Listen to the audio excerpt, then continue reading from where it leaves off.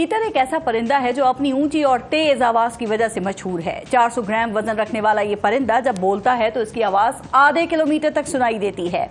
ये परिंदा पाकिस्तान के सभी इलाकों में पाया जाता है। इसके ऊंचा बोलने की वजह से मुल्क के मुख्तलिफ हिस्सों में तीतर की आवाजों के मुकाबले कराए जाते हैं। इस मुकाबले में एक तीतर बोलता है तो दूसरा उसको देखकर मजीद ऊंचा बोलने लगता है। उसको ऊंचा बोलता देखकर पहला तीतर उससे ऊंची आवाज में बाजी ले जाने की कोशिश करता है और फिर जो सबसे ज्यादा ऊंचा और ज्यादा बोलता है वो तीतर जीत जाता है। मजे की बात यह है कि तीतर भले एक दूसरे के करीब ही क्यों ना हो, ये सिर्फ बोलते हैं, लड़ते नहीं हैं। आजकल ऐसे ही तीतरों की तरह खैबर पख्तूनख्वा और पंजाब के वज़राए आला में ऊंचा और ज्यादा बोलने का मुकाबला देखने में आ रहा है। एक तरफ से आवाज आती है तो दूसरी तरफ से उससे भी ऊंचा और तेज आवाज में जवाब देना फर्ज हो जाता है। दोनों के दरमियान सारा दिन खूब बोल बचन का मुकाबला होता है।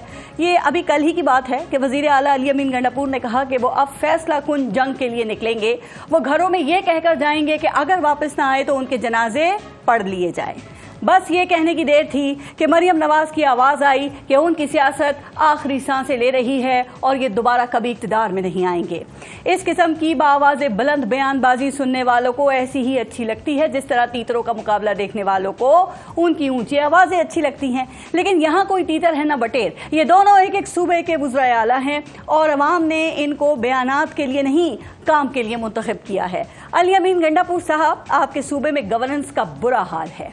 आपका अपना जिला डेरा इस्माइल खान नोगो एरिया बन चुका है। रोजाना मुल्क के बहादुर सपूत दहशतगर्दों से लड़ते हुए अपनी जानें कुर्बान कर रहे हैं। सूबे में लोग बुनियादी सहूलतों के लिए तरस रहे हैं। यूनिवर्सिटियां अखराजात पूरे करने के लिए अपनी जमीनें बेच रही हैं। अगर आपने फैसला कुन जंग करनी है ना तो अपने सूबे में गुर्बत से करें। सर पर कफन बांधना है तो दहशतगर्दी के खिलाफ निकलें। जनाजे पढ़ने ही हैं तो अपने नौजवानों को शहीद करने वालों के पढ़ाइए। और मरियम नवाज साहिबा, आपके सूबे के सबसे बड़े शहर लाहौर के लोग सांस लेने के लिए सेहतमंद हवा को तरस रहे हैं।